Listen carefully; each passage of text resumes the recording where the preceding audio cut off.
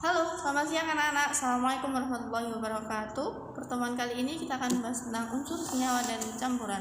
Nah, sebelumnya di sini Ibu akan menyampaikan tentang apa tujuan pembelajaran kita pada pertemuan kali ini. Dimana tujuan pertama yang kita akan bahas di pertemuan pertama di bab unsur, senyawa, dan campuran, yaitu tentang mendeskripsikan tentang unsur, senyawa, dan juga campuran. Nah, di dalam unsur, senyawa, dan campuran sendiri memiliki beberapa bagian.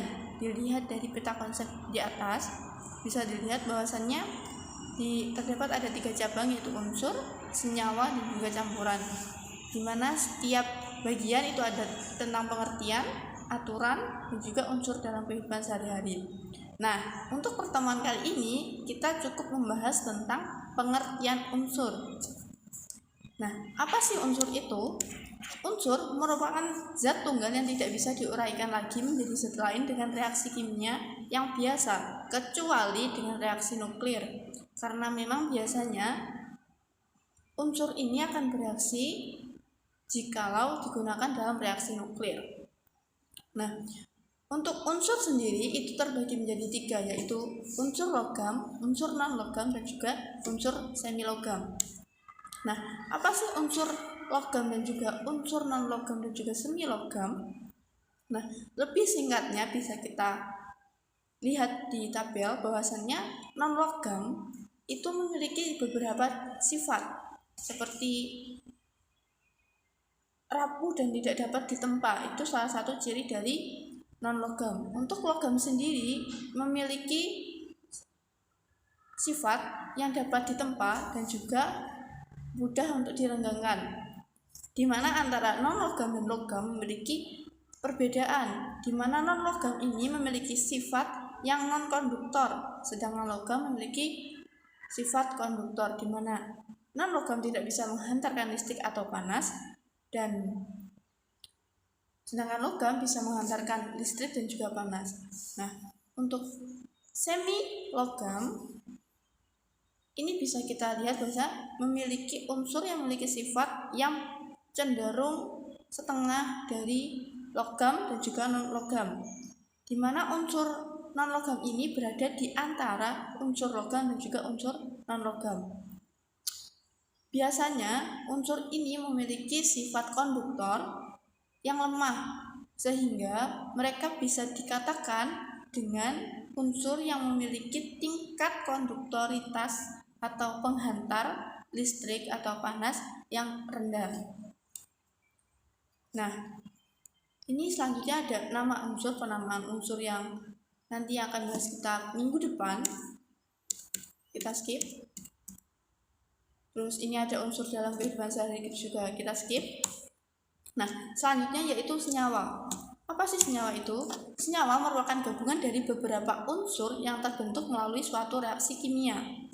Nah, untuk reaksi kimia ini nanti akan dijelaskan di tata cara penamaan senyawa sendiri.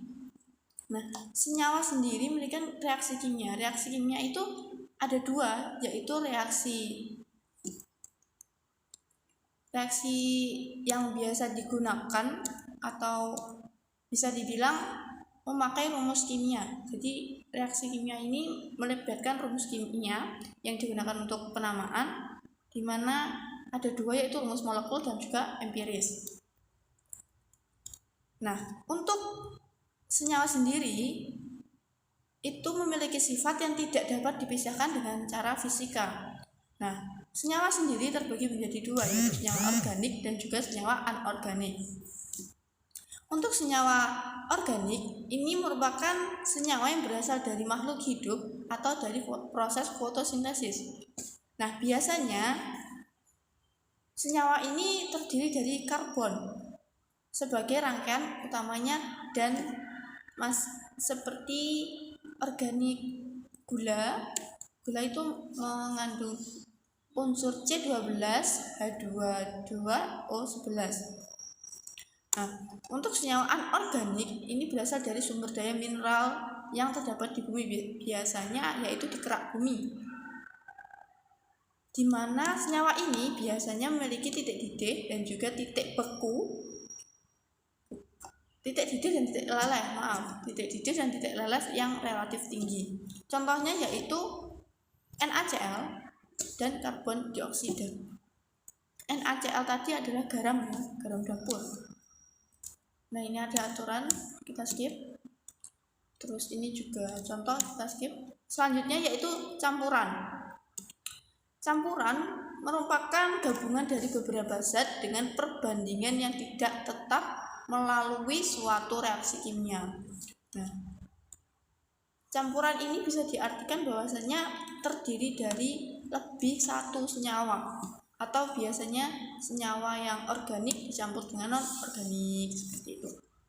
Nah, untuk penjelasan tadi tentang campurannya apa saja itu terbagi menjadi dua, yaitu campuran homogen dan juga campuran heterogen. Untuk campuran homogen sendiri yaitu memiliki zat penyusun yang merata. Misalnya yaitu air dengan garam, air dengan gula, dan air dengan sabun dan lain sebagainya, itu termasuk campuran homogen. Untuk campuran heterogen adalah campuran yang komposisi zat penyusunnya tidak merata. Contohnya air dengan kopi, bensin dengan minyak, dan sebagainya. Selanjutnya yaitu perbedaan tentang unsur, senyawa, dan juga campuran. Unsur sendiri yaitu terdiri satu unsur atau satu logam. Atom. Untuk senyawa sendiri itu terdiri dari dua atau lebih unsur atau atom. Nah, selanjutnya yaitu perbedaan antara campuran homogen dan juga campuran heterogen. Untuk campuran homogen itu menghasilkan sebuah larutan, sedangkan campuran heterogen itu tidak bisa menyatu atau bisa dibedakan secara fisika, bahkan tidak menyatu secara kimia karena mereka hanya bercampur. Contohnya kan tadi seperti air dengan pasir, sedangkan yang homogen itu air dengan gula, di mana air dan gula dicampur jadi satu itu akan menjadi larutan, yaitu larutan air gula. Nah, kesimpulannya bahwasannya unsur, senyawa, dan juga campuran ini merupakan satu paket, di mana unsur merupakan unsur yang paling terkecil atau zat penyusun paling terkecil dari sebuah senyawa, dan senyawa merupakan penyusun utama dari sebuah campuran. Nah, mungkin itu yang dapat saya sampaikan. Semoga kalian bisa membedakan antara mana unsur, mana senyawa, dan juga mana campuran. Cukup sekian. Selamat siang, selamat pagi, selamat malam, kapanpun kalian memutar videonya. Bila ada pertanyaan silahkan kalian cantumkan apabila bertemu. Jika tidak ya silahkan tinggalkan komentar atau membuka YouTube atau laman. Sekian dari saya. Wassalamualaikum warahmatullahi wabarakatuh.